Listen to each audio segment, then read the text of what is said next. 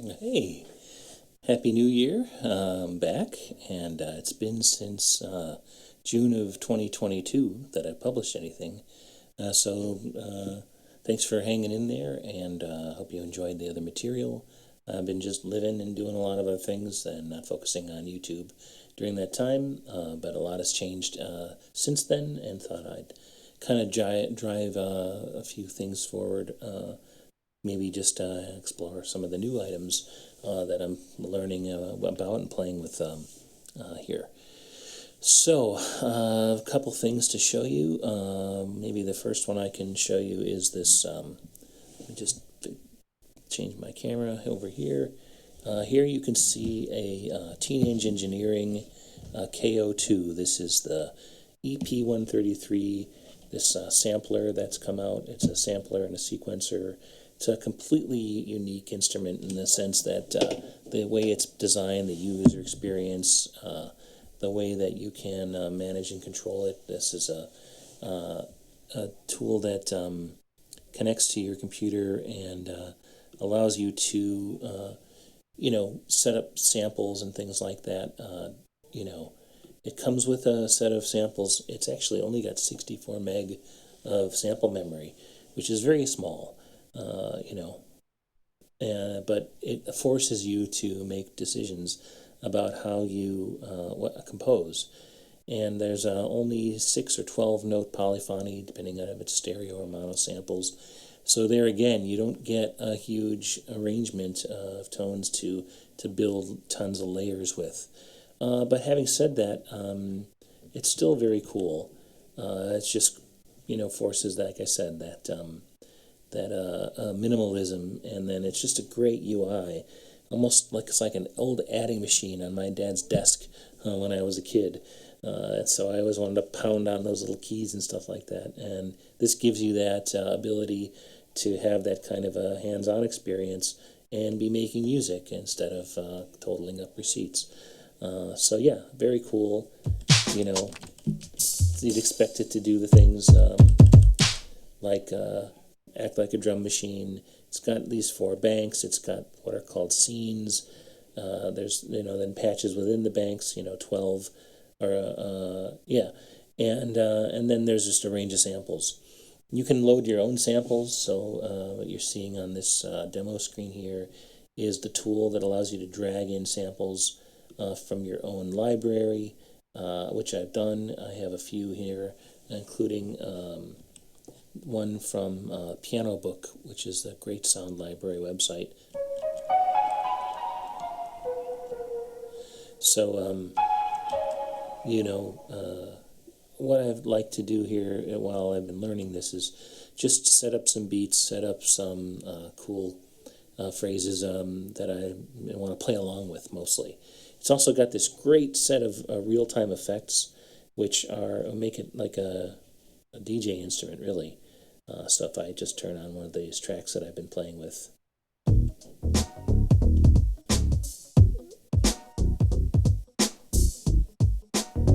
This is kind of pulled from Sledgehammer, from the bridge. Now I'll show you some of the real-time effects. Gate. If you can see, like this little LED array, this screen sort of flashes certain patterns.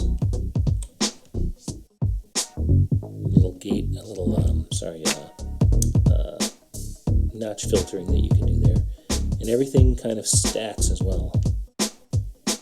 Little looper.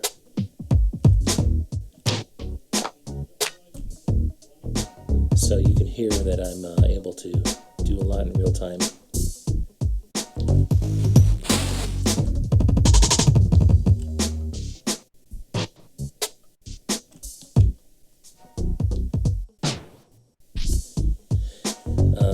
So I'm just going to let that play for a minute. Switch to this next scene, and you can hear that I've layered in like a piano in this case. Now it's starting to kind of get some interesting textures. I did a third one that adds a little pulse, and this reminds me a little bit of a hip hop kind of take on that tune. So I'll leave that there, and I'll come back to that in a minute and play along with it. The next thing I want to show you is a strap to my shoulder here. And, oops, sorry about that. And I'll go to the full camera so you can see it. This little thing. This is an Emerald Guitars Balor 5-string fretless bass guitar. It is made of carbon fiber, including the fingerboard. It is also equipped with a very thin, and I say thin like less than 5 millimeters, less than I forget. It's just like paper thin veneer. In this case, I chose a quilted maple, kind of a vintage sunburst.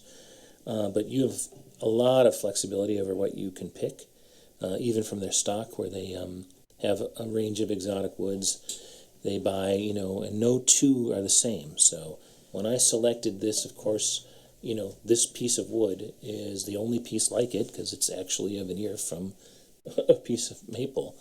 And they've got great tools, this 3D builder. Took a few months to get it. But, man, what's great about it is that with being carbon fiber and resin, they have a lot of control over the engineering. And so if they're making a 12-string, or they're making a harp guitar or short scale instruments, they have the precision to control the density and the resonance of all the surfaces. And because of that, you can produce a bass like this that has a great acoustic tone. Acoustic bass guitars typically are kind of thin sounding, they're small, because in order to represent, full bass frequencies, you got to have a big body, so this is my upright.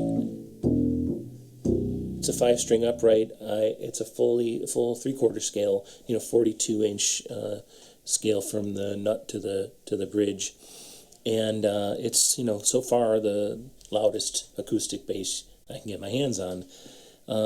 But this is actually pretty darn amazing, and I'm going to play it now, and so you can hear what I have right now is I have it plugged in, but I have the electronics just turned off completely. So you're going to just hear the room ambience off of this mic, no special EQ, no nothing. So it's not optimized in any way. It's just picking it up just like it's picking up my voice. You should get a sense of the relative volume of the instrument based on comparing it to my speaking voice as well. All right, I'll play.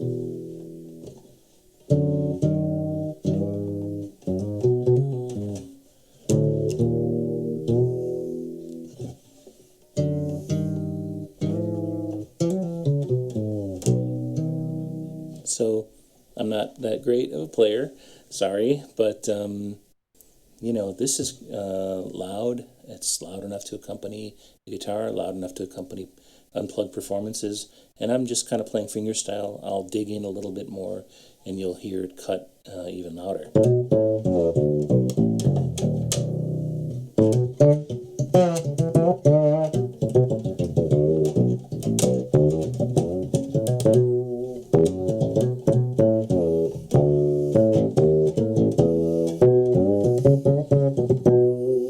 So that's loud. I mean, that's just flat out loud. It wakes my family up when I play it loud. And again, not just loud for loud's sake, but good tone, good balanced tone, low end tone. Like that low B, it's actually there. There's a low B there. I don't even think my mic can pick up that frequency.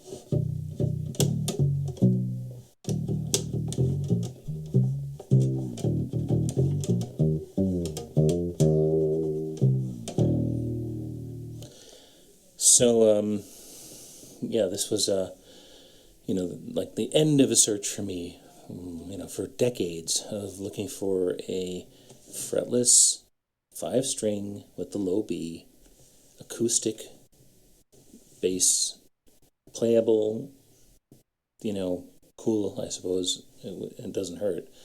But, this checked all the boxes and then some. And that's just the unplugged story. The plugged-in story, there's piezo pickups. There's actually two. There's something called Ghost Piezo, which is kind of picking up the individual strings, and then this KK Mini, which is picking up the body resonances as well as the strings. And then there's two little volume controls here. There's actually a stereo jack using just mono now, and I'll blend them in the mono, but you can isolate the two outputs. So now you've got like the ability to mic the instrument and have two separate style of pickup, and you can blend those or record those separately and use them. It was very versatile. So what I'm going to do now is I'm going to actually mute my mic in a minute, and I'm going to turn up alternating the first pickup set and then the second pickup set, and just noodle a bit so you can hear what the electronics sound like off mic. So all you're going to be hearing is the wired input now. Here goes.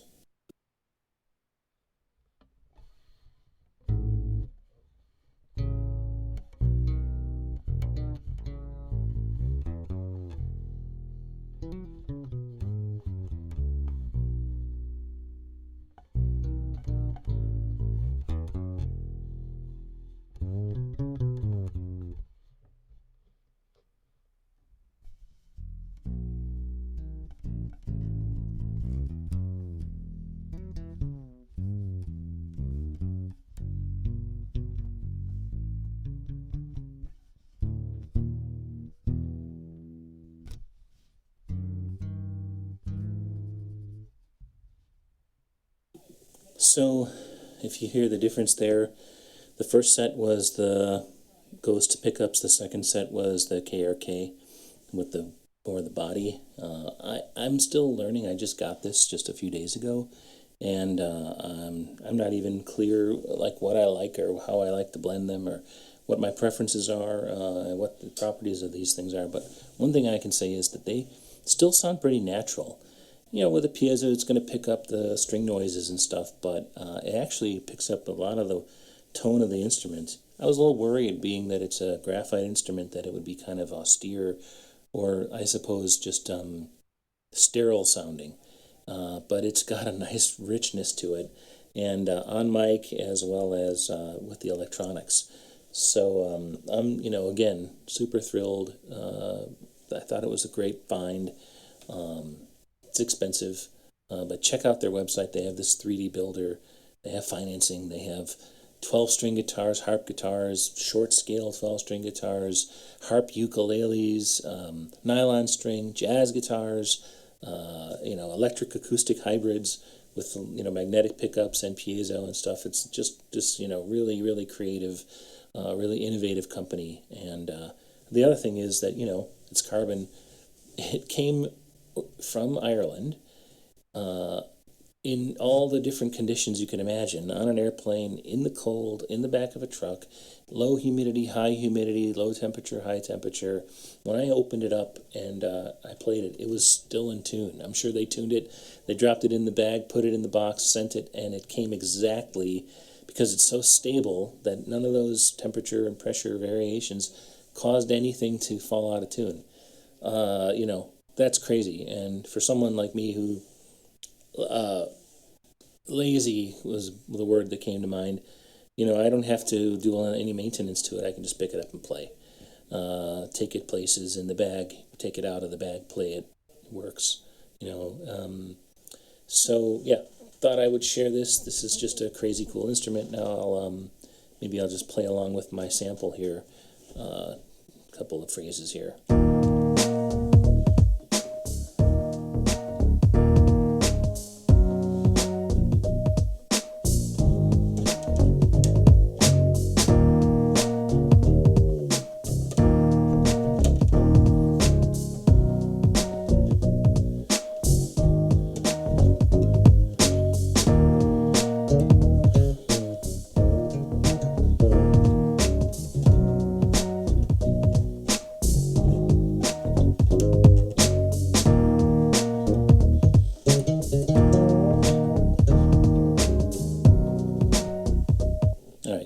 that's a lot of fun.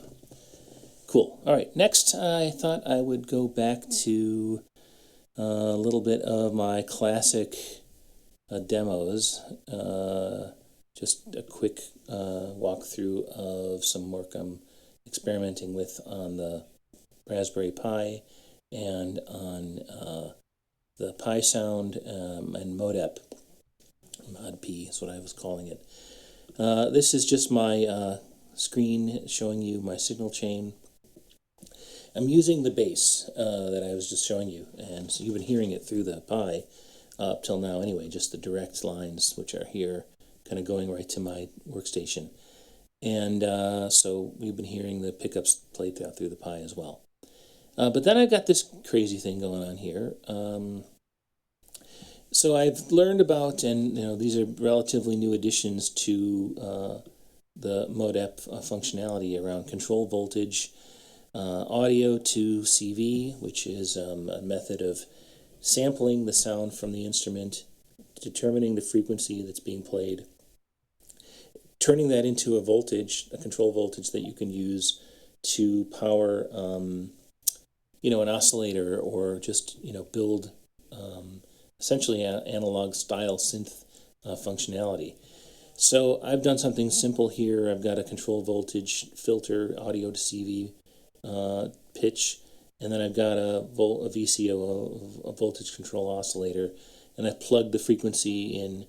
And now, so what I've got is the bass, but before it even hits this audio to CV, I just did some experimenting. And for those of you out there who are interested in this, basses, of course, produce low notes. And the way this math works is you've got to sample a certain amount of wavelength before you can determine what the pitch is. And the lower the pitch, of course, the longer the period, the interval is, before you can figure out the note. So I cheat. I actually shifted the pitch of the instrument up an octave, and then use a filter to kind of get a more pure tone, bandpass filter. And then I'm sending the higher frequency tone. You're not going to hear it. It's just there as a enrichment of the frequency to, get a better pitch recognition out of this, this audio to CV pitch detector. So then I'm sending it through this little high pass filter. And the reason for that is that there's some weird low rumbling and stuff that's, present here that I still haven't figured out how to get rid of. But now I'm going to go ahead and now add this VCO to my to what I've been playing through. So you're going to hear the acoustic sound from the mic. You're going to hear the pickup sound coming through, and then you're going to hear me adding a note in unison, kind of a sine wave in unison, and see what that sounds like. Okay, here we go.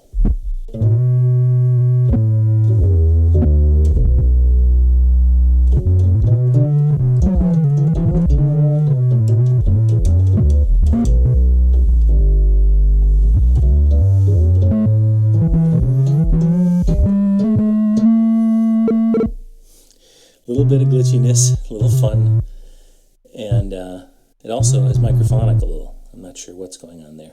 I'll turn it off for now. But what I've got going on is, this acoustic tone plus this sort of super freak out digital sort of mood bass tone. And playing with those together just felt like kind of two extremes. And I'm going to just be working on, picking textures and making some signal processing, post-processing of that tone, and then getting some things recorded using that combination. Also spending some time getting a little more cleaned up, in terms of some spurious noises and things like that. But I just been working with it, wanted to show you what I was up to in that regard. And I like this control voltage thing because it's basically using the Pi as a one-stop shop for adding all the kind of sounds that you would want and all the kinds of controls. Now, I can show you, I did cheat, and I did buy a device to do this. It's called the Sonus G2M. and it's a universal MIDI controller. It actually has a 1/4-inch jack on one side and MIDI out and a through audio through on the other side. And you know, I'm not doing it today, but I have used it with the intent of trying to then send MIDI to the Pi or to my workstation, and it's very good. It's a outboard device, and you know, something in me wants to do it with just with software. But of course, there's more expensive tools. The Raspberry Pi, the ModeP, being open source.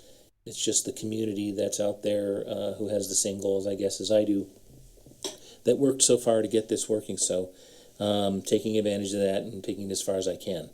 But knowing that it has limits, I also have this $80 that I showed you, this G2M. So few really interesting tidbits, like some new gear, some new tools to learn. The Knockout 2 is amazing. The Balor bass. Notice this Balor, it's named after some kind of a mythical giant with one eye. And the hole here, the sound hole, being kind of up and sort of partly pointing towards me as well as out. It means that I get to get some of the sound through the port, and it, you know, it enriches the player's experience. It's almost like having a monitor, you know, which is tricky when you're in an acoustic setting to hear yourself. So they're very thoughtful. Anyway, that's just a little afterthought. I wanted to, you know, put that in there. So yeah, I think the other thing I didn't mention is I'm still chucking on the stylophone, still adding, you know, in this case I've got it looping into the input on the KO2.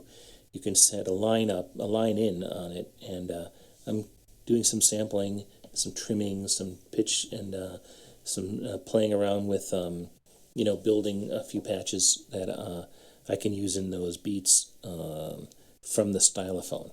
I love using the stylophone as a source because it's kind of a crazy little analog synth, and as soon as you get you know, patch out of there, you can make it polyphonic, you can make it legato. Of course, the other thing that's cool is just the way the notes are linked together. It's not the same as a legato patch. It's this weird, you know, pen and the copper and the metallic, you know, kind of tactile way that the notes sort of move as you move and drag the pen over it. You know, you can get some pretty cool sounds out of that.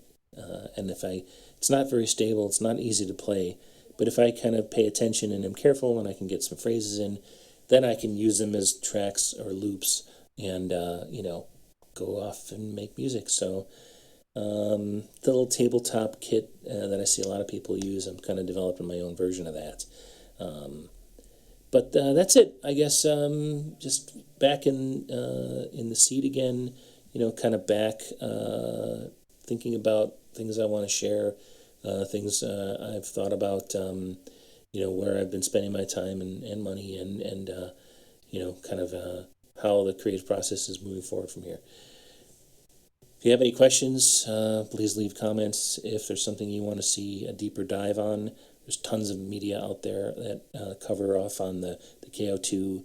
There's tons of content on YouTube about Emerald guitars. But if you see something here you want to see more of and want to ask me some questions, ask me to do something, send a comment. And Happy New Year again. We'll see you guys soon.